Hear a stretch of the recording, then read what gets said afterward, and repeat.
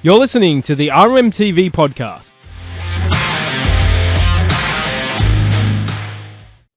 Well, good evening, ladies and gentlemen, and welcome to episode 12 of the RMTV podcast. I'm joined by Luke and Benny. How are you tonight, guys? Good, man. No, pretty good. Yeah, mate. Good. Good to be back on air. Always good. So tonight, as usual, we're going to do the review of the round that was. We're going to look at the hot news topics, and there's a few of them out of this weekend. Different segment too this week. We're going to go to bring it back, some flashbacks, some changes that maybe we need in the NRL, and then we'll look at the round that is to come this weekend with the shortened round. But we'll kick off with the round 11 review. Thursday night, State of Origin, the Blues, the girls, and I feel special being the only Blues fan out of the three of us. The girls got up in front of a crowd of 16,000 people at Allianz on a crappy weather night. I thought it was a swimming meet at first. Mate, honestly, it wasn't far off, was it? Mate, big crowds, and they got a big crowd in the first game as well, didn't they? Yeah, they got upwards of about 26,000 up at Suncorp. But yeah, no, it was despite the weather conditions, it was a really good showing. But the main thing is, New South Wales girls won 26-6. They've secured the Shield. First time it's ever been a 3-match series for the women in Origin. How good's that? Well, probably sucks for you two, but for me, I'm cheering. It's just a sign of things to come, isn't it? Yeah, we'll see. We'll see, mate, a bit early. But no, look, it was just great for rugby league. And it's good to see the women's game get to this stage. I think the NRL has done it the right way. They didn't rush it. They didn't go down the same pitfalls that the AFL did with their AFLW competition. So no, it was. Look, as disappointing as the result was, it was just a great celebration of rugby league. 100%. And look, like watching the game to see and even my wife commented on this, the amount of young girls that were there to watch. How good is it to see the future of the NRLW come up and watch, the NRLW stars of now? But Luke, out of the game, and did you have any highlights? Was there anything that stood out to you? Well, one player that stood out for me was definitely Olivia Koenig. She scored 2 tries, 1 try assist, made 242 run meters and made 35 tackles. Man, like, what an outstanding performance. And what do you expect from the Dalian player, though? Exactly right. Dalian Player of the Year. Couldn't even get picked in the Aussie squad, and I think she's just proven that she deserves that Aussie spot forever now after that. 100%. She proved that point on Thursday night. Mate, it was so good. But one of the things that got brought into question, and it was in the paper the following day, the Sydney Roosters doctor actually, in conjunction with the Waratahs doctor, has come out and said they need to do something about the playing surface at Allianz because it's not the first time such a heavy downpour has prior or during a game has turned, without a doubt, probably the best sporting facility in New South Wales into a swimming pool. 100%. And obviously it happened in the Roosters Para game at the back end of 2024. And it was weird, though, because in that situation, and the same as in this one, it was drenched for that first half of footy. You and I were there, Luke, and we were thankfully just out of cover. But by half-time, the field actually looked reasonably dry. So it's like, what's going on with the drainage? Is it not able to handle that quick downpour and it just holds until it can get a chance to clear it out? Or what's the go? Well, I spoke to someone a couple months ago, and they reckon because the way the roof is, there's not enough sun facing the ground. Yeah, there was not a lot of sun on Thursday night, was there? That's true. I get what you mean. There's not a lot, nothing really coming in there, and the lights try and hit it and try and dry it up, but there's only so much they can do. And when you got people running around in it, but props to the SCG Trust greenskeepers. You could see them running out there at any chance to sort of mop it up and work their magic. They definitely got their money's worth on Thursday night. That's for sure. But next game, McDonald Jones Stadium, 29th of May. That'll be game 3. Will Queensland step up and win a game, or is this going to be a New South Wales whitewash? I think it'll be a whitewash. Coming from a Queenslander fan, I think just the place for New South Wales, Olivia Koenig, her performance, and some of the young girls, I think they'll just come out strong and do a 3-0 whitewash. Yeah, I think it will be a bit hard to beat the momentum that New South Wales has, but there's a lot of passion behind the Queensland team, so they'll want a safe face, and hopefully they can get the state a bit of a win just to wrap off the season. Yeah, the series. It'd be nice, playing for a bit of pride in the jersey. We hear that out of the men so much. It'd be good to see. Yeah, and Tamika Upton, I know she's left the Knights. She's head back up to Brisbane, but Newcastle is another home for her, and so hopefully, she's won the girls team there a couple of premierships for them. So hopefully, she can get in touch with her second home, and get some points on the board. Well, it's funny you talk about her second home being Newcastle, because let's hit into the NRL round that was, and they need a lot of help up there. Newcastle got done 28-6 by Para up there on Thursday night. Poor Dane Gagai celebrating his 300th game, and that's the performance they put out for him. Mate, what's your thoughts on it, Benny? What's your thoughts on the Knights in general? Look, like Ponga said, there's a long list. Very long. Look, I'm a bit heartbroken, a bit devastated for the team. Like, each year they started to show a little bit more improvement, and like they were turning their seasons around and heading in the right direction. It seems like they've gone back to the 2015 to 2017 Knights in the way that they performed the other night on Friday. So, look, it's going to be a grim 15 weeks for the rest of the season. So just a thought, and while I was watching the game, I thought about this because I was sitting at a call. I just parked and I was quickly watching it. Kalen Ponga, to me, it looks like at times he doesn't want to be there.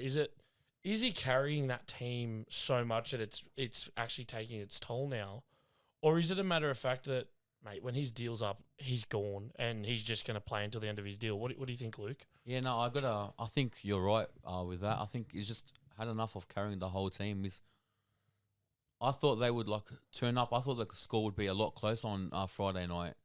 So I think he's just had enough. Like, he's just over it. He wants to move elsewhere. I'm not sure where to next. When's his contract in? I think he's contracted to the end of 26. Yeah, 26, I think. And I mean, your favourite coach at the moment, it's not doing him any favours, which I kind of feel sorry for Adam O'Brien, because I've always rated him. We spoke last week about this, and we put up on our social over the weekend a projected Bears team, Perth Bears. Everybody forgets that Kalen Ponga was born in Western Australia. That is true, but there's also those rumours of, a Super Rugby jersey for a potential All Blacks World Cup. Yeah, look, and I don't think the issue is Kalen. Look, I think he's missed some big moments in games this year, and I've been critical of that, and I've spoken about the game against the Sharks where, a set just before halftime and he didn't touch the ball once inside the opposition 20. I don't think he's tired. I don't think he's tired from carrying the team. I think it is a team issue. Look, that Bradman Best didn't play. Was a late exclusion with the hammy. But no, I think what's wrong there, I think, I think they went through their fifth halves combination in this year. Their fifth one this year. So they're on track to beat last year's record. Yeah, so I don't know. Look, AOB's obviously trying to find something. Hopefully it hasn't soured Dylan Brown from staying in Newcastle. Because I think, quite honestly, with Brown adding into that team, they will be quite competitive next year. They're quite competitive now if they want to be. It's just, I don't know. I don't know if it's a fatigue thing. I don't know if it's a mentality thing. But it's not just Kalen. I think it's across the board. I still go back to their first 2 weeks, though, and their first 2 rounds this year. They played, the round 1 against West wasn't the best, but they played really good football with Ponga as playing like a half in attack and being that link point. He could pass off, he could run, he could sweep around, he could do whatever he wanted. And it feels like they've pulled away from that. And ever since they've pulled away from it, it's actually lost the opportunity for them to be destructive in attack, and that's costing them a lot in the long run. Yeah, absolutely. But, Zach Lomax and Mitchell Moses, we finally got the pairing that we've been waiting to see. Obviously, Moses missed, the first 9 games of the year or something? Yeah. It's been 11 weeks to see them play together. Finally got them. And it seemed like it worked. What do you think, Luke? Yeah, I think them together played really good. Since that Australia versus Tonga game last year towards the back end of the season, everyone knew they were going to be a good combo for Para this year, and Friday night clearly showed that. Well, I mean, Origin, and we'll talk about that later, Origin's shown that there's some real potential there for them. But we'll come back down the highway from McDonald Jones. Luke, we were there. 30,000 people at a core, not bad for a very wet Friday night. The Bulldogs just got the Roosters 24-20, and boys, I'll be honest with you, apart from Marky Mark and what will be, and if anyone fights me on this, I will fight them. Marky Mark had the try of the year. The hop. It's the hop that gets me. The hop. But it was like the 2 hops on the left, drop the ball on your right, somehow float it enough into the in goal to keep it from touching the line, then come back in before the post and reel it back in to put it down. Like, so much happened in that play. Oh, like I was cross town. I was at the SCG for a different codes derby, the Swans versus Carlton, and so I'm sitting there watching the ballet, and I've got on my phone. I've got KO playing, and I for all money thought that went dead in goal. Like, well, I mean, we thought it as well, and you can even see, like, and you've probably seen it on Fox for those that were watching on Fox or KO. Even I think Ray Charles has even seen that try. Well, not even that try, but the celebration of us fans, like, we were hugging everybody we could after that. It was just so huge. But the Roosters killed themselves, and I'm going to probably cop a lot of heat, but the Roosters won that game, but they lost it with 18 errors. 18 errors and only lost by 4. Like, what's going on there, boys? I think like we've spoken about the mentality of the Bulldogs this year so far, but I think they were very lucky to get away with that win. Yeah, they grinded into the game, but yeah, and I think, and I know we'll talk about the Storm game, what happened in the Storm game later, but very the Storm last week against the Tigers, if the Bulldogs put that performance on that like they did against the Roosters, the Storm will take them to the cleaners. Storm will kill them, and I mean, like, I sort of said this to you while we were there on Friday night, but Egan Butcher, not to single him out, but he made that error off a hit up. Toby Sexton picked up the ball and scores. He doesn't make that error. We win the game. You know, Marky Mark did drop 3 balls in the air. One of them led to a try, and Rob Toyer unfortunately bombed one. But also, like, I think the Roosters were quite fatigued at the end of that game. They were gassed. Oh, yeah. And that led to that rather soft try that came from Burton. And obviously that sealed it for them.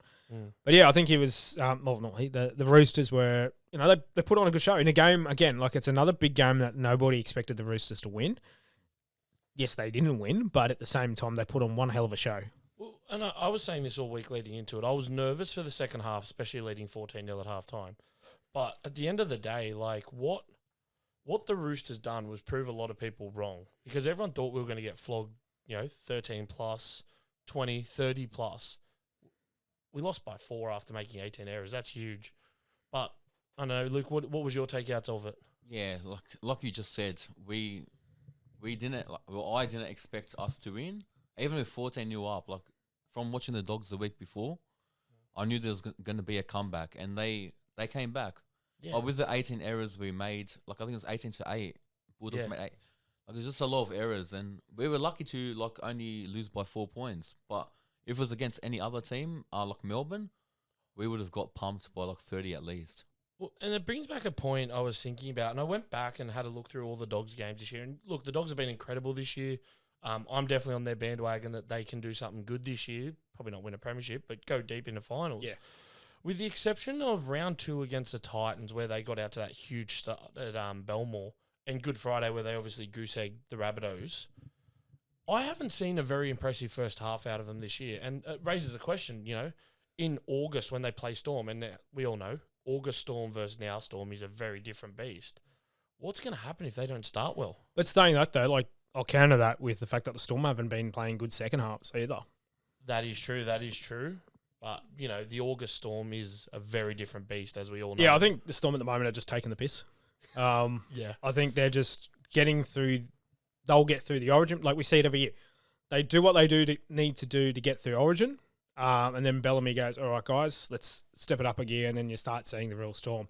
I think we'll see the same from the Bulldogs as well. I think they are dialed in. And I think working through the Origin period, some of that big game experience for their players. Obviously, when we'll talk about some of the debutants for New South Wales later, that are from the Bulldogs. Like, we'll see that that experience go back to Belmore, and I think we'll see a Bulldogs 2.0 in the second half of the season, and that might be what gets the like I said, I've said it every episode. I think it's going to be a Storm Bulldogs grand final. I mean, at this rate, it really is shaping up to be like that, isn't it? Yeah, and personally, I feel like the Bulldogs they're still in the early stages. They got about 7 to 8 players out right now, so when they do get these players back from suspensions and injuries, I think they'll show the NRL their full 80-minute team. Yeah, sweet. Look, I mean, for our friends that have been long-suffering Bulldogs fans, we want to see that. And to be honest, I want to see what an 80-minute Bulldogs team can do. Yeah, that will be pretty impressive, I think. Especially against the Storm, it'll be scary. Yeah. But we'll head up north. We'll head up to Suncorp. Dolphins and Wars, Benny. What happened up there, mate? Oh, a bit of a debacle. And I think it goes 16-12 final score. We've spoken about this a few times now. We spoke about it last week in depth as well. Like the Wars are scraping home. I think their for and against is still It's 5. As 5 of now, today. so it's gone up. Yeah, because they had the 4-point win on the weekend. Yeah, so I'm not going to take anything away from the Wars. They deserve to be where they are. They're playing football and they're winning. You can't take that away. But you're having a look at the for and against for a lot of the teams that are above and below them. Like, if they keep winning, yeah, sure, they're going to be there. They're going to play finals footy. And how serious can they be in their finals campaign if this is sort of the way that they're scraping wins, though? Yeah, and I think, at the end of the day, Luke Metcalf's doing a lot to lead that team around the park. But you're right. If you're scrapping by with 1 and 2 point wins, something's going to give when you come up against a Melbourne, Canterbury. Look, they beat us over there in New Zealand, but on our day, a 1 or 2 point win isn't going to be good enough. Like, they've got to start getting those 2, 3, 4 try victories. Yeah. Not just for for and against, but to show the competition, hey, yeah, we've won some games, but now we're going to do it with some power. That's it, yeah. And look, I think their defence has been great. Like, Kurt Capewell's defence was absolutely second to none up there. And it was a bit sad to see Gilbert go out there with that torn pec. Yeah, because he's only just come back this year, didn't he? Yeah. I think he's only had about 4 or 5 runs this year. Poor guy. Because it was his knee, wasn't it? I believe. Yeah, it was his knee, last time I think it was an ACL, and now he's gone and done himself a pec. So I think that's 8 weeks. Yeah, depending on severity, looking at probably 8 weeks. So what's that do to them? Missing Gilbert now, Mate, it's going to be a loss for them, like a major loss. But I think they'll pick themselves up. They got a big game, as we'll talk later in the show. Next weekend against Canberra. I think it's just for them to. Yeah, I think it's going to be a bit hard for them for the next few weeks because obviously the Hammer's out with Origin, so he's going to be in camp. And he was a big factor in their performance on the weekend. He's been their big factor all year. with the exception of Katoa, it really has been the Hammer show, hasn't it? It has, yeah. But commentary, I heard you had a bit of an issue with the commentary. Benny. I didn't have an issue. Everybody has an issue with this. True, it is everyone. It falls back to what we said last week that we really hope that Kevy Walters gets a coaching job because, for the love of God, his commentary is just like, is he Fox League's like Nova employment hire? Hey, like he's how the they have to echo. have you know how they have to have the diversity hire? Yeah, That is Kevin Walters. oh, he's just an echo. Like, and I think one of the for Fox League, he is the Ray Warren of Fox League, which is Warren Smith.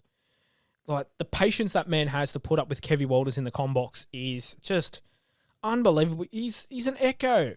Like, Maybe the issue is Brisbane. He went up to Brisbane. It's messed with his head. He's just not right anymore. Could that be it? He's on par with how Brandy Alexander glazes Penrith no matter what's happening. Like, it's just, can we get these guys coaching gigs? Oh, honestly. And he actually got interviewed by the ARL Commission. So he is in the mix for the Bears job. Again, diversity hire. Sometimes you've got to at least interview them. I don't know, Luke. Have you had to listen to him, or did you just put him on mute? Oh, mate, I was there. I watched the highlights when I got home, but after seeing the comments about his commentary, I just put it on mute. Just watch the highlights. But Smart. mate, the crowd there, 32,000 people. What a crowd for a 3 o'clock Saturday game. What was the percentage of Warriors fans, you reckon? Oh, I reckon 40. I reckon percent. You reckon? I think it was a pretty even split. Like I mentioned before, like there's a massive Maori and Pacifica population in South Brisbane. And the Dolphins fans get around as well. So, it was Brisbane was having the best weather where we've been absolutely saturated. So it was a great shout for Saturday afternoon footy. Yeah, apparently you and I brought the magic round weather back to Sydney because it's just been crap here ever since. So, but hey, it's nice up there, so I'm glad they enjoyed it. But talking about nice in Queensland, hot, humid. What about the Manly Sea Eagles up in Townsville, mate? Oh, that was a roller coaster of a game. 24-6. I don't think that truly reflects the nature of the game. I don't think Manly were that good. It was just that the Cowboys played worse. It was just a errors upon errors. I think the Cowboys were just flat and fatigued. They had obviously a big game last week, 90 minutes against the Panthers. But I think the most heartbreaking moment was seeing Gerbo sitting on the sideline, like that little shot of him. Like he just, I think every rugby league fan just died a little bit there. Look, he's one of the nicest guys in rugby league, and I don't think you can argue with that. But, yeah, obviously that HIA has knocked him out of Origin, which, you know, Gerbo's one of those guys you want in camp just for the person that he is. So, but, yeah, I mean, as a Blues fan, it's heartbreaking for me to watch. Probably as a Queenslander, it's heartbreaking, but also, thankfully, you don't have to run at him. That's right. But Manly, we all tipped Cowboys, I think, didn't we? Yeah, we all went Cowboys. So it was a bit of a shock, but Manly are turning up like when it's like now, perfect time of the season to start. But are they though? No, right? I don't think so. I think You reckon? the bits I watched of the game, like as you said, Benny, they were out of whack, and it brings up another question in my mind that I want to ask both of you boys and get your thoughts on. Manly's last really good game this season was against Penrith. They beat them out at Combank, and they showed up. They got into the grind. They done everything. DC kicked to corners and that. What's going wrong with Manly? That I mean, yeah, look, you look at the score and you go, oh yeah, they walked it in. But if you watch the game, they didn't. They weren't. They were there, but they weren't there. And like I said, they were very lucky to get that win. And I think the scoreline doesn't reflect the nature of the game as well. I think the Cowboys were a lot closer in it. They just made a few more fundamental errors. There's something in the back of Manly's head. Now, we've spoken about it before. DCE.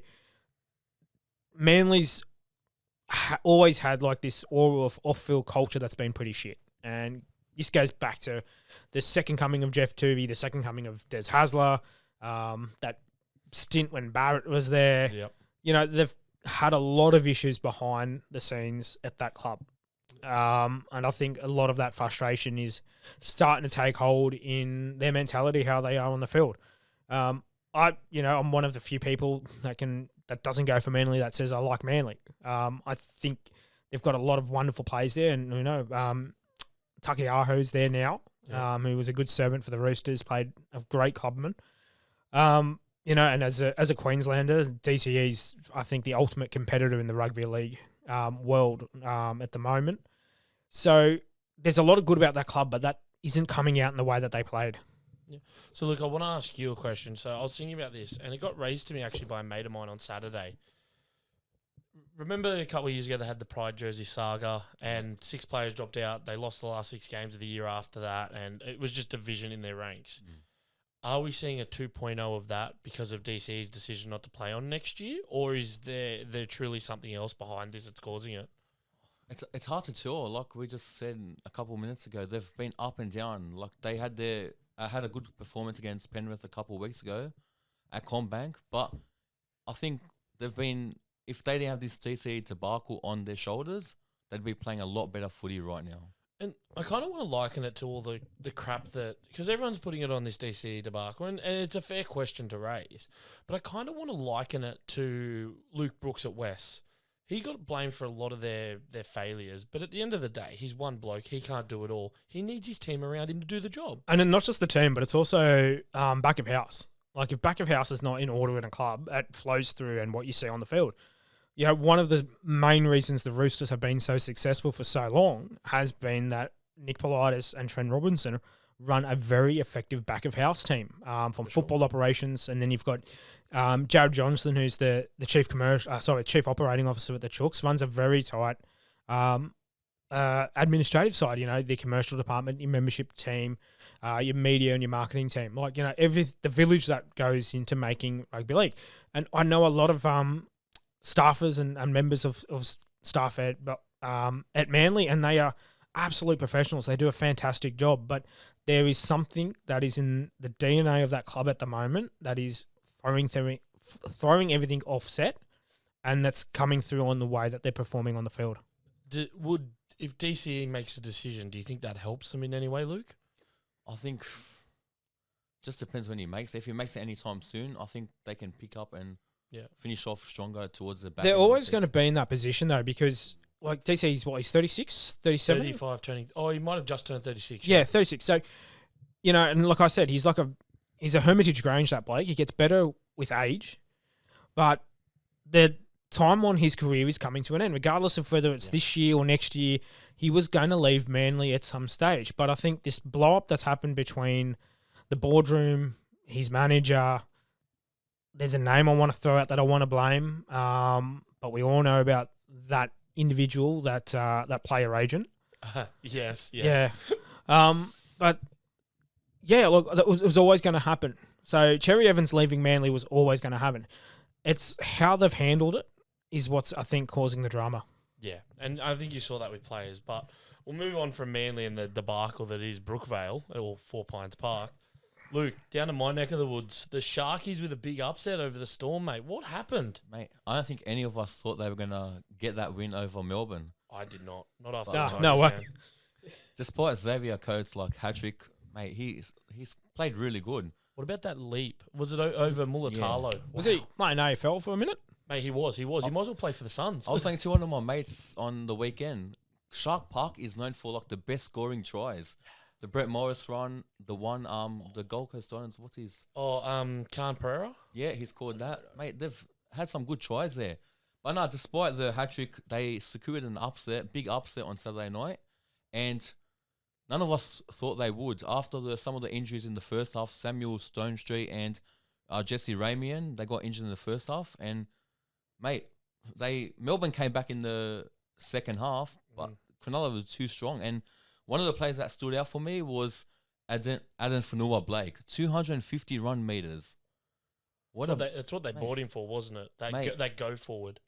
If I was a Warriors fan, I would be missing him so much right now, honestly. I think they're missing Adam, not so much his wife. And her social media.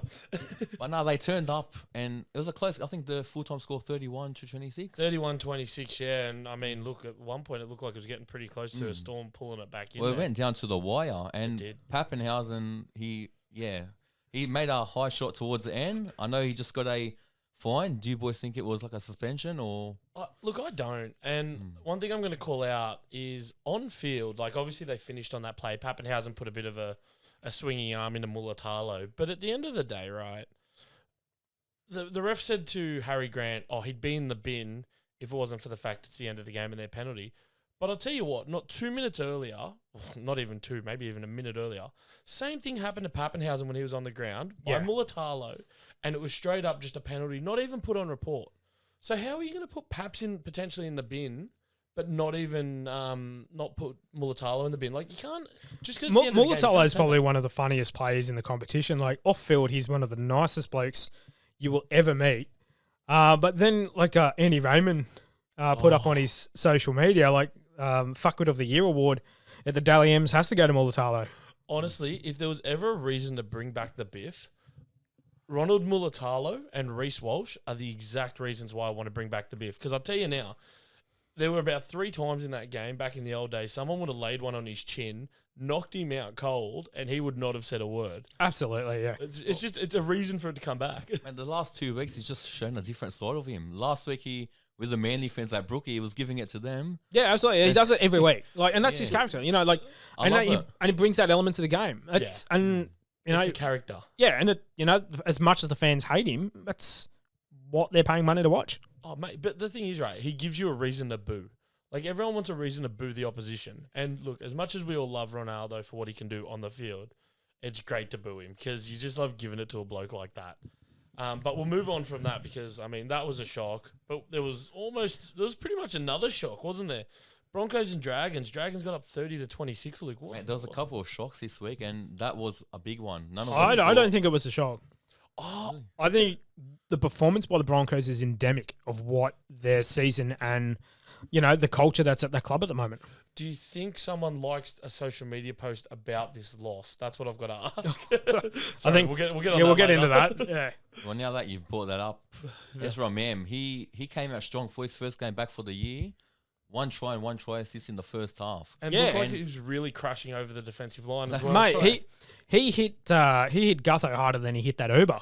That's it. But that try assist, would you call that a try assist? That was a forward pass by a mile. Mate, there was, I can't remember whose page I was watching, but I was watching some reels on Instagram. It was like men in their backyard impersonating the Ezra Mam try. And they're all like pretending to be Tom Brady throwing passes with the gridiron. I'm like, mate, Actually, Klein called 2 forward passes on Friday night. They were borderline. But then apparently for the rest of the weekend, they forgot how to call forward passes, the NRL ref. So I don't get it, man. That's right. But Dylan Egan, it was sad to see him go down in the 4th minute of the game. He went down with a suspected ACL injury. I don't know if results came back today. I don't think. Nah, not yet, not officially. But said, they're worried it's on an ice. ACL. So we'll talk more about that later. But Gutherson, last couple of weeks we have been giving him a hard time, and he showed up. I still will. I still will. Yeah. But yesterday's game, he scored 2 tries. He showed up. So he had a big game yesterday against the Broncos, and that second half determined why they won. What potential Origin selection does. It pulls the best out of a player. No, I was going to say that exact same point. Origin selection changes people because they go, oh, I've got a shot, I need to play. But they forget about the other 10 rounds of the year where they've been shit, and people just don't want to pick them because they've been shit. That's right, yeah. But Dylan Egan, Luke, you and I were having a discussion. So run us through. What's your thoughts on that? Obviously, he went down. You and I had a fairly long discussion about it on Saturday. What's your thoughts, man? What do you think about it? He went down in the 4th minute, as I said before, and play kept going on. And I know he was a bit out of play, but then it led to the ball hitting the trainer, which is why time got called off. So my opinion on it, I feel like it should have been called time off straight away. But when I had the convo with you boys over the weekend, I understood the other side that players are milking it these days, and I'm not saying he milked it, like obviously he didn't, but so looking at understand like Jordan was saying, you understand NRL operations. He wasn't in the line of play. He wasn't in the defensive line. It was a fluke that he got hit by the ball. It was a hospital pass. Yeah.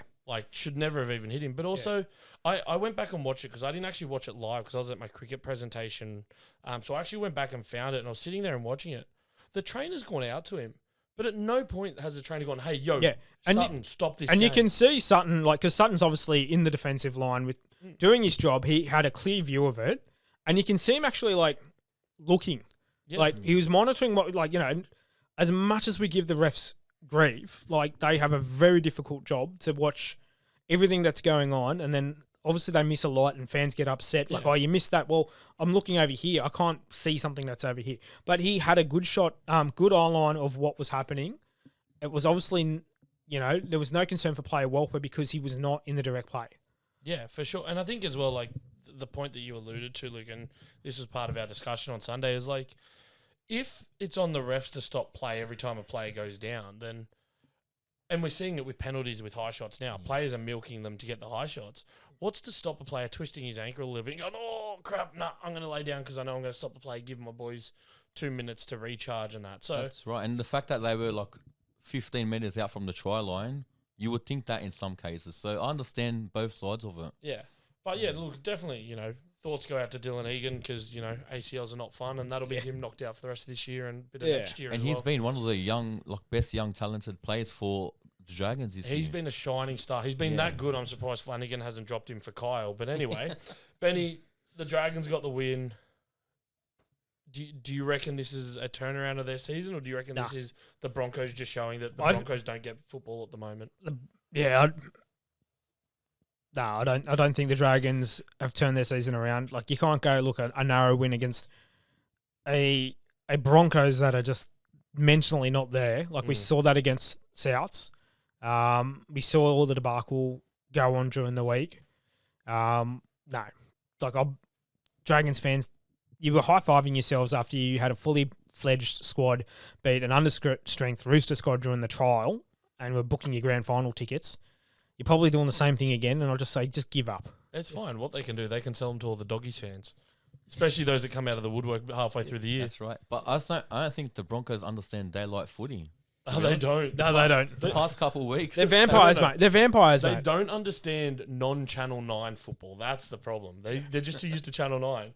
But speaking of Channel 9, the Channel 9 game on Sunday, down in Canberra, Raiders and Titans, small crowd showed up to brave what was 4 degrees. Cold, 4 degrees. 4 degrees. But the Raiders got up 40-24. They had a statement to really push after last week's efforts against the Dogs. So, I mean, for me, Jaden Campbell, Kieran Foran in the halves, AJ at fullback. Yes, it's not going to be perfect straight off the bat, but is that the combination we see going forward for Yeah, the I think rest so, of the year with yeah. them? Because it makes sense. Look, they've got a good team, and like you just said, like it was a really good combination. For Asu Malawi had another great game. But I did one thing I do want to mention is, and the Bulldogs exposed this last week through Crichton, and then again this week with the Titans, is Raiders right edge. The Raiders right edge. Like they're consistently having a couple of issues there, where the opposition just target that and pile on points. Well, it's something they got to work out because the rest of their squad's been really good. The middle's been very good. Their left edge has been really good. So they need to work it out if they're going to want to be that dominant team that everyone has kind of expected out of them this year from their first few games. Yeah, and one player that stood out along from the middles and the sides, KO Weeks. Oh, huge. Mate, the way that guy runs, I love watching him, and yesterday he proved it exactly. He's fast. He just goes to another level, doesn't he? Like he'll just pick that little gap and just find it and just go straight through it, and it's great. I mean, hey, if you're that good, why not? But 40-24 scoreline, boys. Were Canberra as dominant as the scoreline shows, or is the Titans still having that struggle where they just can't put teams away? No, I think second half the Raiders that we've seen get some of those really good wins this year came out, and they just owned the second half. Right? And I mean, look, it's going to happen because the Titans aren't known for their second half abilities, are they? But enough of Canberra. To wrap up the weekend, down in my old neck of the woods, Campbelltown, Tigers and South. South got up 22-12. Boys, the Tigers just looked like they had nothing. I was expecting some fight back after getting flogged by Melbourne, and they didn't. I mean, if it wasn't for Api Coruscant, they wouldn't have scored a point. That's right, and it was a good contest. Like they came back towards the second half a bit, but would they have won or got themselves in extra time if Lachlan Galvin grounded that ball? Oh, Lachlan Galvin dropping that ball was just like Bobby Toyer, wasn't it? Yeah. Oh, look, having a man in the bin didn't help either. So I'm going to ask you now, have you both seen that sin bin? Yeah. Right. I haven't. No. Okay, I'll ask you, Benny, because you've seen it. Now, it was pointed out during the game, and I questioned it while I was watching the game.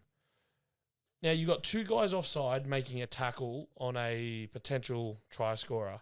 He falls maybe 30 centimetres short of scoring a try.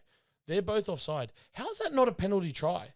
Yeah, that's what I thought. Without them both, and look, to be honest, if you're West, you'd probably rather give up the penalty try because that means you keep Lachlan Galvin on the field. But if a guy's that close to scoring, and we've seen balls bouncing, and what are you supposed to do? At the end of the day, they know that it's definitely going to be a try if they don't tackle. So why are we not giving a penalty try there? Yeah, look, I thought there's a lot of inconsistencies. Each week it changes what gets a penalty try, what gets a professional foul, 10 in the bin. As the Tigers, I would have appreciated just the penalty try and get on with it, not the 10. Look, that's one of rugby league's great mysteries. And you know what else was one of rugby league's good mysteries? Latrell Mitchell actually playing a full 80 minutes of football. I know, it's weird. He done it. It happened. Yeah. He played 80 minutes of football. And look what happens when you play 80 minutes of football. I think every time he did something, he'd be like, "Hey, Laurie, look at me." I think you're right. It was all for Origin. But if Latrell played like that every week, he would not cop the crap he cops each and every week, I reckon. He's called a full moon. You only see him a couple of nights a month. That's right. I've got to agree with you on that. And talking about 80 minutes, one player that stood out for the Tigers for me that played the full 80 was Terrell May. 63 tackles, 0 missed, 199 run meters. Man, that guy is a beast. And I know we're going to talk about it soon, but what's Laurie Daly thinking? Like, was it a good idea? I've got a thought on this. I've actually got a thought on this matter, but we'll talk about it when we talk about the Origin squads. But I think I've cracked the code of why Laurie didn't pick him. I think I've cracked it. I could be wrong. But I want to counter with Keon Kalol-Matangi. Oh. Obviously, Gerbo got injured on Saturday, and he knew that, and he was obviously one of the names that possibly could make it. 329 metres, 26 hit-ups, 140 post-contact. He's an absolute weapon. I cannot remember the last time I saw a forward run over 300 metres in a game, and he didn't play the full 80 He's just fit. Ever since he's moved to the middle under Bennett, he looks fitter, and he's just gone to another level with his football. Yeah, it's crazy. It's unbelievable. For someone that plays for South, I rate him, and I love watching him play. I know, and it hurts me to say that, but I agree with you. And time for the news topics of the week, boys. It's been an interesting week. There's been a lot to talk about, but we've picked a couple of things out. We spoke about this. I said it in the Broncos Dragons, but liking a social media post gets you fired now. Marty Taupau faced the Broncos board over the social media reaction where he liked the video by Elijah Taylor criticising Madge Maguire, who Elijah played under Madge at West. Boys, I'm gonna say it, and I don't really care. How can you get fired for liking an Instagram post, but you crash a car into a Uber with a woman and a child, and you don't even get more than 9 games? What's going on? Yeah, look, it's employers sacking staff for social media behaviours. It's not new. It's embedded in a lot of employee contracts, everywhere in the Australian workforce. And it, like we said, it's an indictment on the culture of the Bulldogs at the moment. The Broncos at the moment, where, like you said, you can, commit a criminal offence and injure somebody, and take drugs and cop a fine, a suspended fine, cop a suspension, and still have your job. But what I think this goes to is that the Broncos are looking to make space in their salary cap, and they've used this as an opportunity to go, oh, look, we can get rid of him now on this clause, and free it up and just use it as an excuse. Because, like, Marty Taupau is at the back end of his career. He's been playing Queensland Cup for Logan. I think it's South Logan. So I think he's only had about 5 or 6 runs for the Broncos since he's been there. His contract ends at the end of the year. And I think this is like a nice little way for the Broncos staff to sort of like show him the door. And it just speaks to like just how horrible, that's a very toxic work environment if that's the practice that they're following. Yeah, for sure. And look, I'll ask you the question. Obviously, it was well known. Selwyn Cobbo was on a podcast last season and he criticised Kevin Walters, but he didn't get the sack. So what's with the double standards? Just like Benny said, I think they wanted a reason to get Marty out at the Broncos, as well as the feeder clubs. But it's double standards. With that situation with Cobbo and the Ezra Mam situation, it's a joke, man. It kind of just proves that along with that stupid little dance they do up in Brisbane, it's a joke. It's becoming a joke of an organisation for one of the most fabled organisations in the NRL, really. And as we can see, there's trouble like up in Brisbane right now. Yeah. As we've seen the last couple of weeks, and I feel like all this stuff going on has a big impact on it all. Yeah. It's been a bit dodgy for a few years. Like, Benny Eichen tried to go in there and fix it up, and if Benny Eichen can't fix a problem, like, it's got to be huge. And like Benny Eichen is probably one of the most intelligent rugby league players there ever was in terms of the roles he's since done for QRL and stuff like that. So for him to not be able to fix it, yeah, you're right. There's something on behind those doors at Red Hill more than just all the wooden spoons that were thrown up there the other year. So it's good to see the Broncos continuing to be a laughing stock. And for once, it gets the eyes off New South Wales teams. But speaking of New South Wales teams and Queensland teams, Vegas 2026 has been announced. Newcastle, Cowboys, Canterbury, St. George. Luke, I'll go with you first, man. What's your thoughts about it? I love it, but I saw the schedule and I would put Dragons versus Bulldogs as the final match, the main event. Yeah, because they've gone Newcastle Cowboys last, haven't they? That's correct. So they've got the Super League match first, then they've put those two after. But the crowd, most of the fans are going to be Dragons and Doggies fans. Let's be real. I'd put that as a 8:30 Vegas time game. You'd get like a full crowd for that final game, and I reckon that'll be a massive game. This year we saw round 1 at Cogra. They got a big crowd. Like, it was sold out. Yeah, Tuipulotu, he can do his famous moneymaker one, but this time he'll actually be putting it in the pokies at Vegas. I don't know. What do you think, Benny? What's your thoughts on that? Oh, look, it doesn't really bother me too much. I think they're cutting the women's game as much as it is great to see that put on the international stage and in front of the American market. Like, the blowout that it wasn't entertaining. Sort of 50-50 on not that being in the schedule. Great to see the Super League back there again. And as for the combo, like, at the end of the day, people are there. Like, are you really, if you're an Australian fan travelling there, going to go, oh, look, I'm only going to go watch the one NRL game? Or are you going to get your money's worth and stay and see the whole lot? Yeah, I think you're right. But on the women's game, there was an idea floated. I want to get your boys' reactions on it. Playing game 1 of Women's Origin over there, which is obviously normally a much tighter game and much more competitive atmosphere. Is that a possibility in the future, or do we stick at the 3 games, 1 Super League, 2 NRL? I'd stick to the 1 Super and 2 NRL. I think where the women's Origin is here, It isn't big enough yet to take to the United States. I think, let the Aussie fans enjoy it a bit more. Like we're saying, it's the first year that it's been the 3 proper series. Yeah. Let us enjoy it a little bit before you take that game away from the Australian viewers and take it to the US. And being game 1, it's a bit hard because then, game 2, you could maybe not have a competitive game at one of the teams. And then when are you going to play games 2 and 3? Well, yeah, you got to split one between Queensland, one between New South Wales. So and also and the opening's in February, and then the Women's Origin series doesn't kick off until May. Yeah, normally Magic Round's round 1 or around that time. So yeah, and following up from what Benny said, something I'd like to see in the future if it gets bigger is see the NRL women's game, like a game be played there. And I know it would have to change the schedule of the women's game starting earlier in the season. But if it does pick up in the future, I reckon it'd be a good shout. Expansion for the NRLW is on the cards. They've got a plan to, I think it's every 3 years going to bring in another 2 teams. And I think, maybe in another 6 years, we'll see that. We'll have a Roosters and Broncos game over there or something like that. And I think that's what you want to showcase. But boys, showcases the biggest event, the rivalry that mate versus mate, state versus state. The Origin team lists have dropped. New South Wales and Queensland have dropped.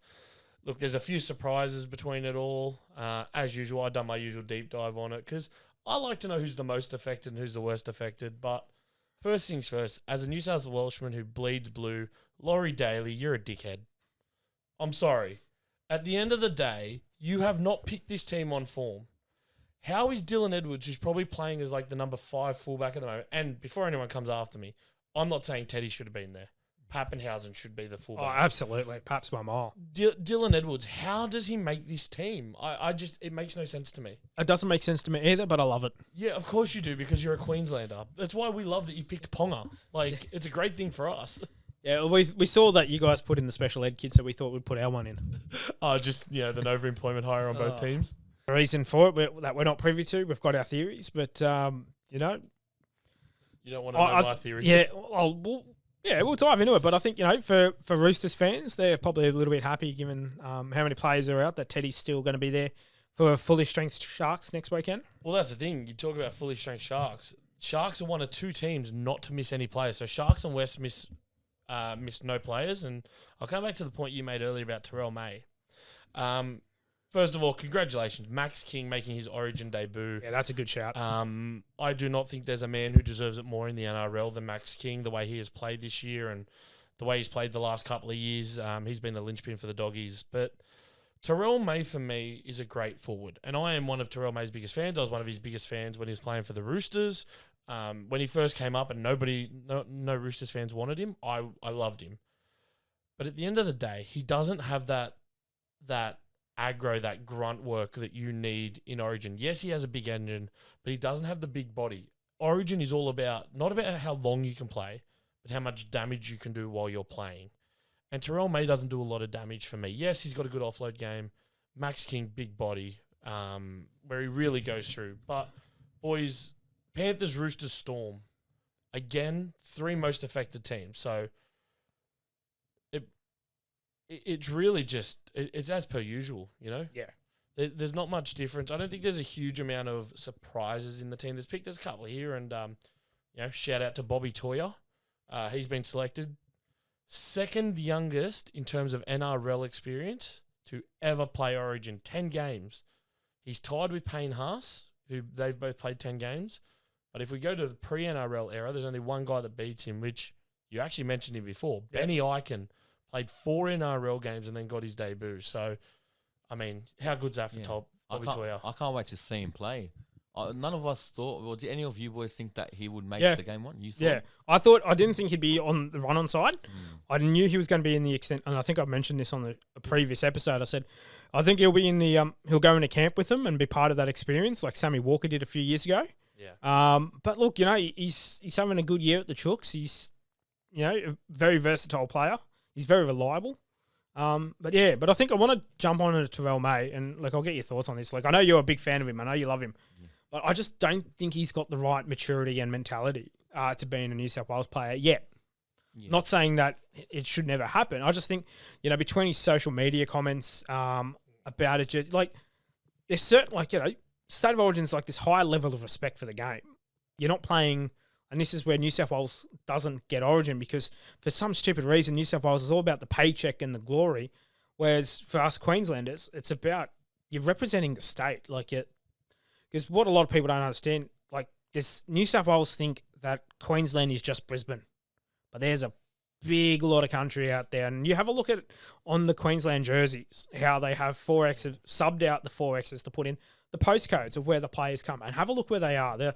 They're Roma. It's where it's like a 5-hour drive to your neighbour, you know, where these kids, their parents have to spend a whole day driving them to a game of footy. So when they get a whiff of playing for Origin, it's not about, oh, I want the jersey. It's like, am I worthy to wear the jersey? And I think May fails in that regard. And I'll be honest, when Queensland first started doing that, doing the postcode, I love that because I think that's awesome. Like that is a great show of respect to where you came from. But Terrell May did make the joke about switching allegiances, so you guys can have him because look, mate, in the Origin, I don't want him. He's going to get killed. I'm saying it now. You know, as like Benny said, I love Terrell May, but I think give him a year or two and putting him up against Max King. I think Max King deserves, especially his performance this year. He deserves every single bit of that jersey to put on next Wednesday. For sure. And look, we'll talk more about Origin next week when we have our special Origin special. So we'll leave that chat for now. TV podcast is brought to you by FDS Eyewear.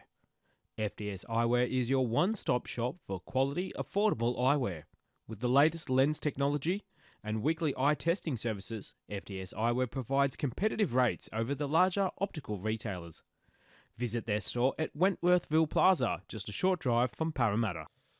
And obviously, this past week on social media, we put out there, you know, what changes to the NRL would you like to see? You know, are we going to bring something back? Are we going to make some changes? Luke, there was a fair few things put out on social media. What's come out of that? Let's start going through these. What's come back from the fans? Well, one of the main ones that everyone wants back, and I've heard it for years, something I enjoyed watching it growing up as a kid, city versus country. Oh, yes. And I know they got rid of it due to scheduling issues and problems like that, but it was nice Sunday afternoon up in the country. It just boosts the local economy. It's good for grassroots football. I feel like it's something that they got to bring back again. And for the country, they want to watch elite rugby league, and they used to pack out the ovals. Well, I mean, Benny, you and I can we can attest to this. Country rugby league, they pack it out even without these because they love their footy. But I mean, I was personally a fan of the old City Country game because it was your Origin selection match. It was, yeah. And I missed that. Yeah, look, I think, like, I love City Country. I went to quite a few of them. I'm sure you did as well. Oh, yeah. You know, it was always a good shout. Like, I think it was always like the Wednesday or Thursday night before, a week or two before the Origin teams get announced. But it just fell flat. Like, I think there was one up at Coffs Harbour in the last couple of years because the last one was 2017. Yeah, in Mudgee. Yeah, sadly, City are still the holders of that shit. Yeah. Yeah, so, like, you know, I think there was one where I was up at Coffs and there was a bigger crowd around Darryl Broman than there was watching the game. Yeah. And this is what we've got to think. Like, remember, you know, sentiment's a fine thing, but NRL is a business. And if it's not making money, you're not just going to prop something up for the sake of it. Yeah, you know, and a lot of people are going, look, I'll bring it back. It's a great audition. But then the same people are going, oh, but there's too much football and there's too much fatigue. So what is it? What do you want? Well, see, my thoughts on this would actually be if they ever brought City Country back. Do you boys remember the old rep round? And it was like City Country would be on the Wednesday or Thursday night. Australia versus New Zealand was on the Friday. And obviously, you know, the New South Wales players playing in the Australia team, they were pretty much locks for Origin, so you didn't need them to play. Do the double header and you get like Fiji and Tonga and Samoa. Honestly, but could you imagine do that? Do a rep around Australia and New Zealand play their Anzac test every year.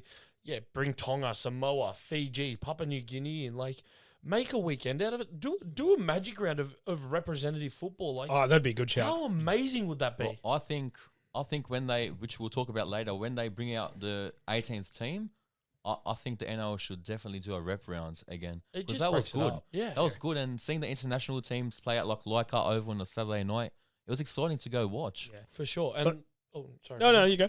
Look, I just think it provides players who normally wouldn't have opportunities for representative football to actually have a chance and to showcase what they may not see. They may be hidden at their club team. So it gives them another opportunity to just show the level they can go to. And look, what you mentioned earlier, Luke, like sort of about taking games back to the country, though. Like the clubs already do that. Like you've got St George and Manly go to Mudgee. You've got the Cowboys and the Panthers go to Bathurst. Yep. Raiders take a game to Wagga. Darwin for Para. Yeah, and even up in Queensland, they take games out to Toowoomba. They take it up to Mackay. And beautiful thing about Queensland is like you can spend 2.5 hours in a plane and still be in the same state. Not common for everywhere else, but all right. Yeah, but so the NRL hasn't abandoned the country.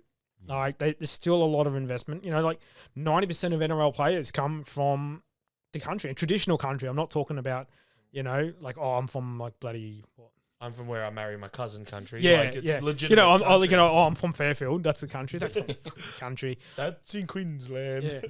Yeah. So like the NRL really knows where its pathways is and where the players come from, and that's one of the beautiful things I love about State of Origin when the players get up and say what their junior club is, and how many of that is like Dapto and like was it Isaiah Yo's from Dubbo and all the boys come. Yeah, like that's a beautiful thing to see. And you know what else is good about that? Sorry, Luke, but you know what else is good about that? I've sat and watched, say, Tedesco, for example, Camden Rams, and the reaction of these little kids that play for Camden, and they're like, oh, he's from my club. How cool is that? Oh, it's huge, isn't it?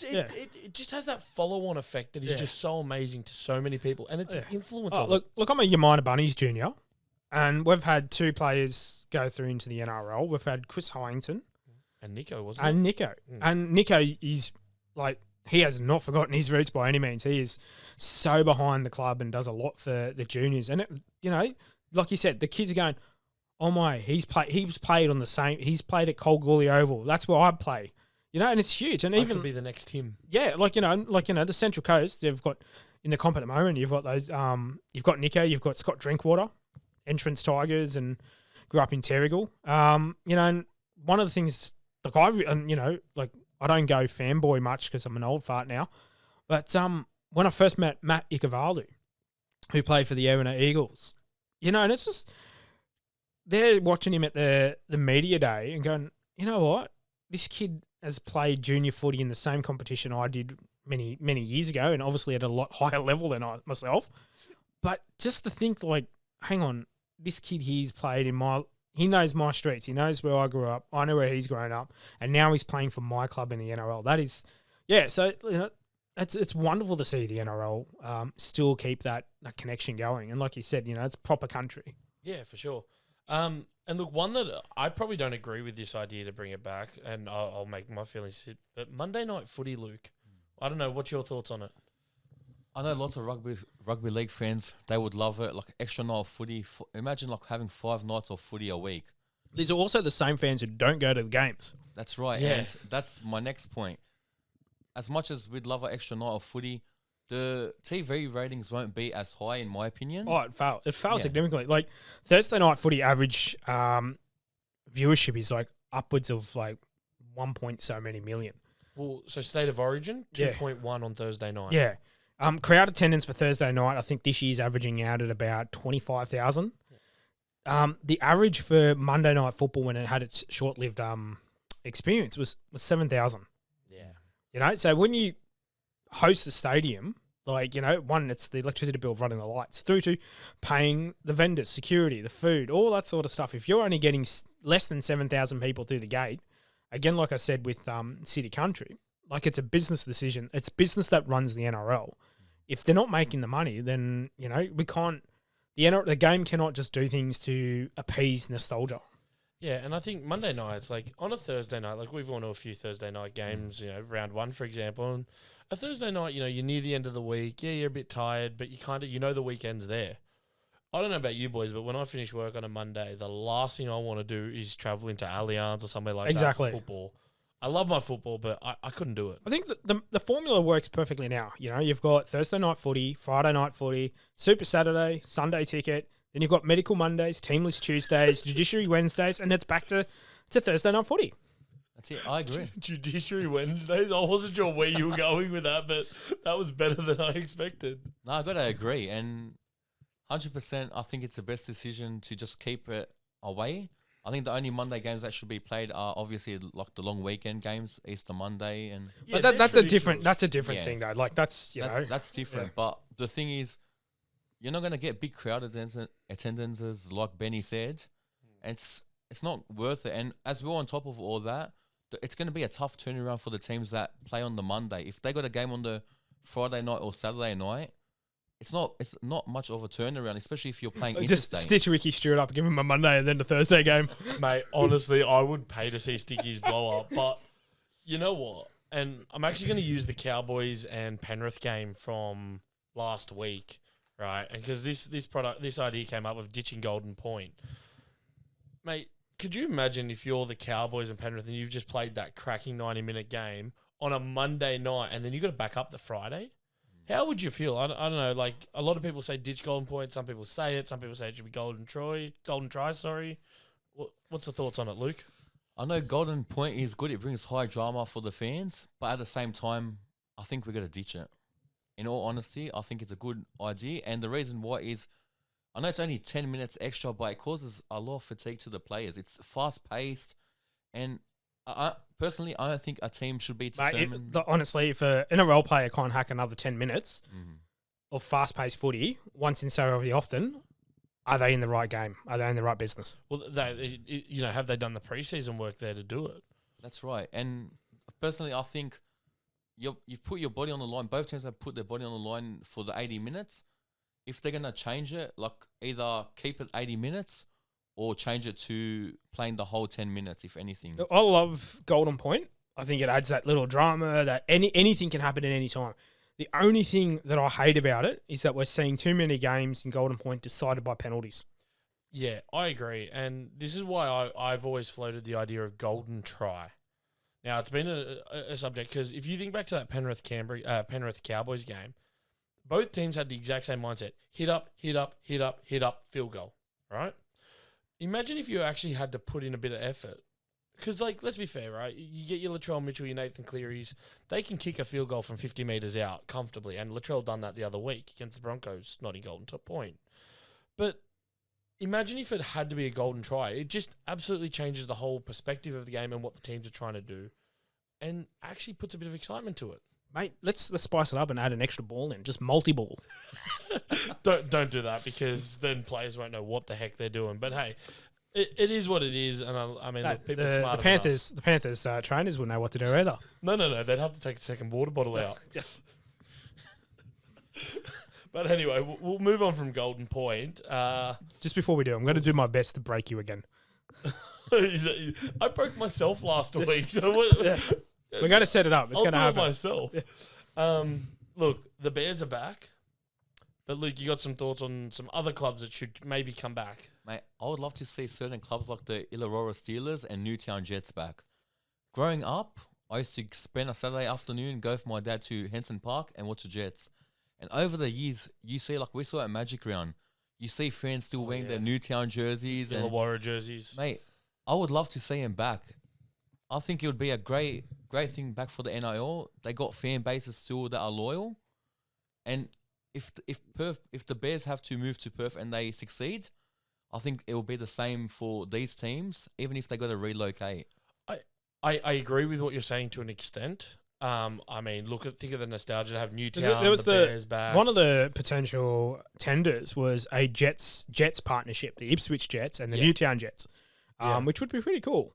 But it all, like again, this third time I'm saying it tonight. It's a business decision for the NRL. Yeah.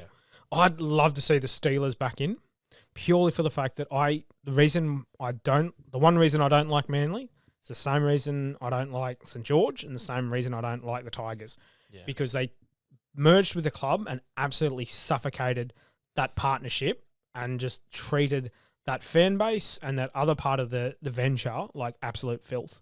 And that's the thing, right? At the end of the day, if you bring back the Illawarra Steelers, you've taken half St George. And the one thing that the Bears still have that, and you actually alluded to this the other week, Benny, is the Bears, have their own RSL club behind them. Newtown don't have that. Illawarra don't have that. But also the Bears have business ventures behind them. They do. The Bears Ale and all that. The Bears were able to do it because of what they've got behind them these other clubs, Illawarra, Newtown, they don't have that. To be honest, Illawarra is only still alive because of the St George Dragons. And I say that respectfully because I used to love going down to Illawarra to play trial games in the beginning. I'm old enough to remember a very young, full head of hair, Craig Fitzgibbon playing for the Steelers, and I was very excited when they said he was coming to us. I absolutely love watching him play. Mate, he was one of their first real big names that came out of there. He was a Wollongong boy. So yeah. He was, what you wanted out of the Steelers. Yeah. Look, I think also, like in terms of what teams get selected, we've got to have a look at Rugby League Heartland and where Rugby League is fighting that battle against other sports, like other codes, like what's that one where they fall down all the time and pretend they're hurt? Soccer. Oh, yeah. Soccer. Football. Yeah. Football. And then AFL. Like ping pong. We've got to be strategic about it.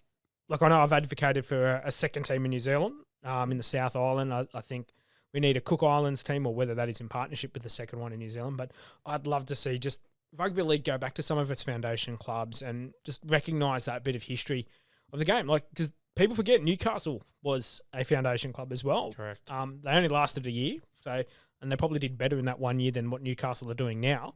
There was University, there was Annandale, Annandale, University, Newtown, Bears, Roosters, South, Balmain. Balmain, and Wests. Yeah. It was a 4-day drive to get out to Camden to play. To play West. back in the day. Well, they were playing out of Camden at one point before it's the great Kirkham Park that we know it is now. And like an abstract thought, and going back to the city country, like ages ago, somebody floated the idea of having a country-based team that 1 week, each week they play out of a different regional centre.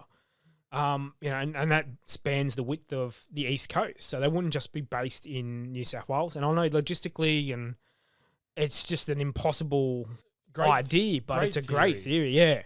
Yeah. Like you could have them based out of one place. Like you could say base them out of Bathurst. And, you've got to obviously do a lot of work to Carrington Park, but you base them out of Bathurst and then they travel around. But it would be good to have that exposure and that thought process around country football. And sneak one into Victoria. Country Victoria. Just sneak in a rugby league team in there. Shepparton? Oh, yeah. Shepparton has a half-decent... Shepparton Lambs. That would go hard. I thought you were going to call them the Shepparton Barbars. Oh, no. But no, sneak one under, sneaky little dirty nuke right under the noses of the AFL. Well, look, speaking of the Barbars, there was another thought that was brought up, and some of our fans won't get this joke, but oh well. Auckland Nines, Luke. There we go. I got Benny, yes. And you said you were going to break me. Yeah, there's more sheep here than there is over there, but, it goes hard. It doesn't matter. But, yeah, the Auckland Nines, Luke, what are we hearing about that? What are your thoughts? Where are we at for that? I think that is one of my most favourite things that I would love back in the NRL. It was like a pre-season magic round. Summertime, go with your mates, go on a trip away to Auckland, and it's a weekend of like seeing young talent, players that we've seen before, players that are new to the first grade, but for a potential call up in the future, and ex-players like Brad Fittler. It's a bit of a laugh, It's fun, but I was actually going to say Brad Fittler, our little intern, brought that thought up, that try earlier. So the intern's behind the camera, by the way. He does such and he's smiling as well. On your Emerson, you're doing it.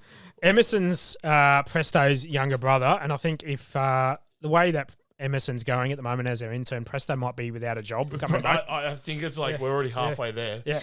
But I want to point out a comment that was made that I saw on the social. Now, Paul Jones, I know him, so I can say this.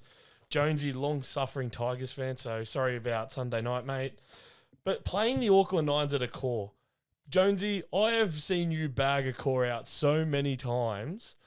I don't think we could do it there. I think it needs to be in Auckland. It has to be somewhere fun, different. It's like a magic. It's like a mini magic round, really. Yeah, like I think and like we've spoken about. I think it was last week or the week before about Magic Round 2027 being in Perth and introducing rugby league as a whole to Western Australia.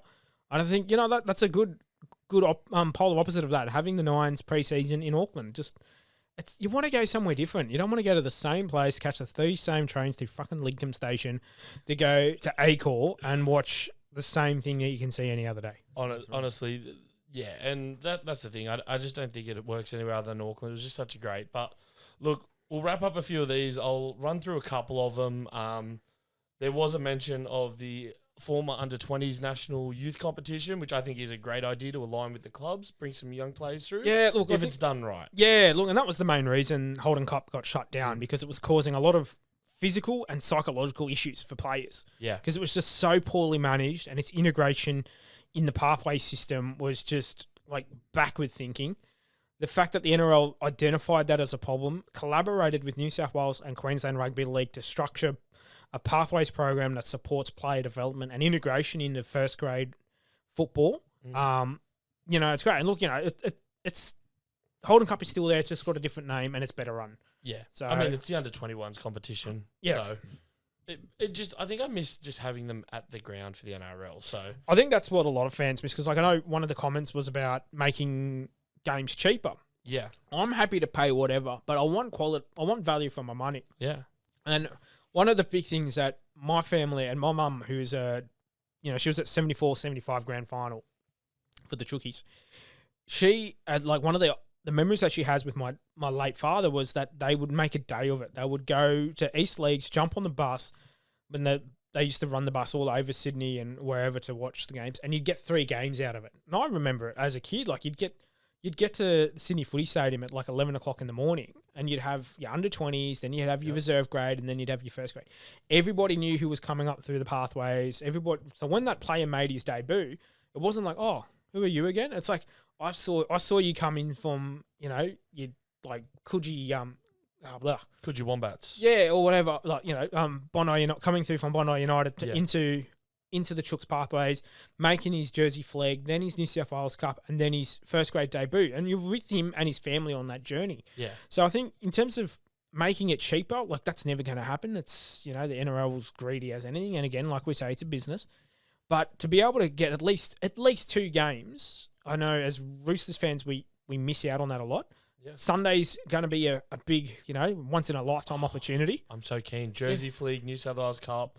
I'm tempted to go out there for the whole lot of it, honestly. Do it. Yeah. Yeah. And growing up, like for me, I used to go for my dad, and people used to say, "Oh, you're opening the gates to the stadium." We used to get there before all 3 grades started. I loved it, And that was the same. they got to bring it back because it was exciting, and they're not gonna, like Benny said, they're not gonna change the ticket prices, but give us what we want. Give us the 2 to 3 matches every At least game. 2. Give At us least. value. Yeah. Like, they're not going to make it tickets, and I love the idea of cheaper match tickets for families and stuff, especially you know, it's normally you, your dad, your brother. But yeah, if they're not going to make them cheaper, give us more value. What frustrates me though on that is like our Jersey flag or our reserve grade will play on the same day about 5Ks down the road At the same time, at the same time. Like, yeah, it's stupid. and I know it's not the club, it's not the NRL, it's just this broader scheduling thing and contracts and negotiations between the NRL and New South Wales Rugby League. But it's just a joke. It's annoying, but we'll keep moving through some of these. One that'll hit really the nostalgia button. The leather Steeden bucket of sand for the kicks and the 3/4 leg sleeve jersey with the collar. Benny, is that a bit of I'd flashback to love your that. youth? Mate, if you're going back to the leather Steeden, you need to go the toe punt as well. Oh yeah, the old Daryl. What was his name? Daryl Halligan. Yep. Toe punt. Yeah. Yep. No, it's fair. And I mean, this one goes without saying. Ray Rabbits Warren. That's one of my favorites. Oh, He lives near me, actually. I see him a lot at the club up the road. Mate, he was one of the best commentators. I'd love to have him back. I don't think he was one of the best. No, I think he's he was the best. Yeah. That is all I'll disagree on that statement. I think he was the best. What 2 more to get through, boys? Bring back the scrums. A proper scrum. You got to lock in. You got to push. The hooker's got to hook the ball. Change the position to scrum half. Yeah, honestly, you might like at the moment it's hey tunnel lollipop. Like there's nothing in it. And the last one was obviously we have the preseason challenge now, but the AMCO Cup now probably a bit before your time. Mate, I was nowhere near born. I definitely was before my time, Benny. Even you would have been. I was 1 when it finished. Yeah. So And look, yeah. I mean, for those of you that don't know the AMCO Cup, it was a weekday tournament, and so you had guys playing Wednesdays and Sundays. And look, we touched on it before with City Country. There's no way players are going to be able to play 2 games a week, even for 5-6 weeks. It's just too much. Like, I know the intensity of the game today is completely different to what it was back then. Oh, yeah. But the old boys, mate, they were hard as nails. They'd play on a Wednesday, they'd play on a weekend, and they'd rock up to work in between that. Yeah, but they will, after the game on a Wednesday and after the game on a Sunday, they were drinking about 20 to 30 schooners, so they couldn't feel anything on the next game. That was the thing. So one of my mates, Terry Murphy, he's the president of the Roosters old boys, and he was telling me a yarn a while ago that he got knocked out at Leichhardt playing Amco Cup once, and he woke up on the bus heading back to Waverley Bolo, where they were on the beers till about 2 a.m. He goes home. I think he said he got about, an hour and a half worth of sleep before he had to get up and go to work. And those beers would have definitely helped the concussion that he had. Oh, HIA protocol, nothing. I know. I could see Luke doing that, getting knocked out and just getting on a couple of beers, a bit of shisha. Oh, man. I'll be in my happy days. And that's just from the concussion, isn't it? That's right. The RMTV podcast is brought to you by The Legal Problem Solver.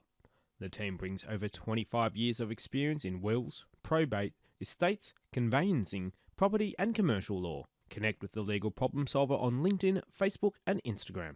Boys, the round that is about to happen, round 12, there's only, 5 games this weekend due to the Origin buys. Look, let's start. Bulldogs, Dolphins on Friday night. Bulldogs are paying $1.29 and Dolphins are $3.62. I am really surprised of those odds. With the amount of suspensions and injuries and obviously Origin players for Bulldogs out. I know Dolphins have a couple too, but I'm surprised the odds are very short for the Doggies. I'm not. I'm not. Because Doggies have got depth. Yeah, but also because Hammer's out of the Dolphins, he's their main attack. I think that's probably more why the odds are that more than who the Doggies have out. The Dolphins are really going to rely on what? Taupau and Cody Nikorima. Yeah, and then Stone.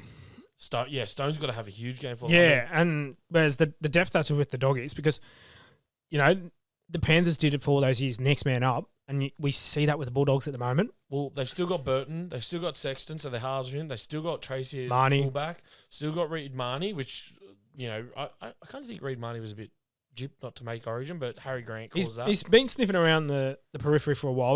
Remember, it was a couple of years ago, he was in, then he wasn't, then he was, then... it was in the extended. But, mate, to be honest, I'm going Bulldogs 13+. plus. I actually think they're going to do a number on the Dolphins because they've got too much good still there. They're going to get a bunch of replacements come in that are just going to go, and this is the best thing about Origin footy, because you get the reserve grade guys going, I'm either making my debut or I'm getting another game in, and they're just going to throw the ball around and have an absolute bonanza. Exactly, and go hard. So I'm with you there. Doggies 13+. I think the Doggies could do a number. But, Luke, Para and Manly. Para paying $2.66, Manly $1.48. No Moses, no Lomax. I think Manly will get the win, but not comfortably. Yeah. Even though Lomax and Moses are out, I think Dylan Brown's going to show up, and I think they'll put a contest to the end. You reckon Dylan Brown's got it in him to show up? I think he's going to show up and show Newcastle. I think this week's the week. He shows Newcastle. Just on that, like, I'm going back to the Newcastle game. Like, we've mentioned it a few times. Like, Brown in a team where everybody's doing their bit is an exceptional player, and we saw that. Like, there's too much been heaped on him to produce things for the Eels this year by himself when Moses and Lomax have been injured. So getting the full support, and I think he will have that. I'm still going to go Manly. I'm going to go Manly 1-12, but I reckon Para will put a show on. I think Para are going to push him, but yeah, I'm thinking Manly 1-12 because Garrick's still there, Tommy Turbo's there, and Tommy Turbo's going to want to prove a point about not making Origin. Gerbo might be. Oh no, sorry, Gerbo. Sorry, I apologise. Gerbo will probably. That's still be within the 11 days. Little birdies going around his head. Yeah. I really hope Burbo's going to be there though. Burbo. Imagine being the fourth worst person in your family, but only the third of the footballers. Anyway, that's a different shot for a different day. Yeah. Benny heading out to Bathurst actually. Yeah. Panthers and the Knights. Panthers $1.37. Knights $3.09. Do you think the Knights have a chance? Oh, look, I pray for the Knights having a chance, but I don't think it's going to happen. I think Panthers 13+. Yeah, I'm thinking the same. Panthers 13+. I'm tipping Panthers 1-12. I think they'll win, but I think Bradman Best, he'll want to come out and... That's if he's still there. Well, I was going to say, with his hamstring, he may not be playing. Yeah, I don't think he's going to play this weekend. Well, if he's out, I think... If he's out, because if he was up, he'd be in the Origin side. Yeah. So it'll be good to see. I think at Bathurst, anything can happen. We saw a couple years ago, Tigers put an upset against Penrith up there. So I think Penrith will get the win comfortably, like I said, but who knows? That is true, but we'll head up the coast next, and the game we'll all be at. You'll be on the other side. You'll be enjoying some football with your mum, and we'll be maniacs as we always are in the Chook Pen. Roosters and Sharks. Roosters $2.96. Sharks after last weekend's effort $1.40. Yeah, look, I think Chooks are going to miss 5 players? 5 players, yeah, for Origin, but their brains trust and the centre of that team is still going to be there in James Tedesco. Sandon and Savala are still going to be there. You might see, again, like we're recording on the Monday, team list coming out tomorrow. You might see Dom Young make a return into the side to replace Toya. Mark's still going to be there. Billy Smith's still going to be there. So it's still a pretty decent Roosters lineup. Then the Sharks, I think, where they are on the table and some of the performances they've done this year is a bit above them. I don't think they where they should be. Yep. So I think Roosters 1-12. Yeah, okay. Look Yeah. here. Well, I'm tipping the Sharks 1-12, depending on the team lists that come out on Tuesday. Roosters will put up a good fight. They still got like a good backside. Like if Dom Young plays in the team, him on one side with Mark and Taupau, I think they'll turn up. It'll be close, but I think Cronulla, with the players we got out for Origin, I think Cronulla will get over the line. Well, I've gone Roosters 1-12 because we've been a bit of bogey team for the Sharks lately, and during Origin, we always find a way to get wins. And I'm going to look at guys like Taylor Lasalle, who should be coming in for Spencer. Celeste Foketti's probably going to come in for Angus Crichton. Yes. We've got some guys that have played some big minutes in the NRL this year. They come in. The question is around Dom Young and Junior Palgo, who comes in. Junior's played a bit more centre, so do they want to keep Mark on the wing and maybe go, hey, Junior, you come play centre because you've done that before? But I'm thinking the Roosters might just clip it up there. Not by much. I think it could be, a field goal in it. But, yeah, I don't think it's going to be much. And will Renato Mulatalo put on a show again? I hope so. Like, I'll be disappointed in him if he doesn't. I think he'll try, but it depends because he's normally left edge, so he's got to go up against Marky Mark. They did swap him to the right edge to stop Xavier Coates. So if Daniel Tupou's getting high in the air, they may swap him to that right wing. But I just think if Braden Trindle shows up, it'll be hard for the Roosters. Yeah. But if Nico Hines tries to run that team, we should win it. But Nico is going home though. Sandon. Yeah, little thing with Nico. And if you might remember this, he made his debut at Central Coast Stadium because he was actually slated to play the week before, but Craig Bellamy actually held him back a week so that he could make his debut against South Sydney at the Central Coast. And that was it's a 20,000 seat stadium. I think there was 21,000 people there. Yeah. And the amount of family and friends of his to show up, it was beautiful. Obviously, you couldn't imagine that stuff, as a kid wanting to make your NRL debut, to do it back at home, that was fantastic. Look, all I'm going to say is I remember when Sandon made his debut. It was a very similar thing, but look, I'm going to back the Sandon boy. Yeah. I've got the Central Coast Roosters product. Was he? He's at King Colts, wasn't he? King Colts, yep. And look, the Colts v Bunnies. Mate, Colts v Bunnies, and we all know we don't want the Bunnies to win. Hey, I don't care. They're still the Bunnies. But anyway, look, finishing up that round, actually back in New Zealand, the Wars and the Raiders. The Wars, surprisingly, are $1.81 favourites. The Raiders are $2.04. The Raiders have only lost. There's something wrong there. There's got to be something wrong. Yeah, and look, I will admit, I took these before team list, obviously. I took them at lunchtime on Monday, and I couldn't believe it. I actually had to triple check it to make sure it was right because to be paying $2 if you're the Raiders, I'm expecting the Raiders to run over them. They must be looking at ladder position. I'm thinking Raiders 13 plus. So am I. I don't know. What are you thinking, Luke? I'll tip the Wars. It'll be it'll be a close game. I think that will be the game of the round actually, and that's sold out. Is that in Christchurch? It's at Mount Smart. I think that one's Mount Smart. Yeah. Okay, it's sold out already. I think the home crowd advantage. I think they'll get over the line. Yeah, okay, it'll be an interesting one, that's for sure, and a great way to wrap up the week. I know Canberra had a good game on Sunday afternoon, but letting 24 points in, then the week before trailing, being in the lead by 20 points, letting 32 unanswered in. I just feel like the Wars will stick to their spot in second. Yeah, but the Wars, they haven't been convincing. They've done it tough this year. They have. They haven't had a solid, dominant performance. They haven't dominated both halves equally. They haven't. Held a team down and, put the sword to them. So I think just Ricky's going to fire him up. Ricky, I think the best thing for the Raiders was that loss against the Bulldogs. Yeah, it definitely put a fire under them, that's for sure. Well, that brings us to the end of another episode of the RMTV podcast. Don't forget to like, subscribe, and follow us on all our social medias on Instagram, Facebook, YouTube, and Spotify. Next week, we're going to have a special guest from the Paracave podcast. We've got Troy Warner joining us. Jordan? Look, and from myself, Benny, and Luke, from all of us here at RMTV, it's bye for now, and have a great night, guys.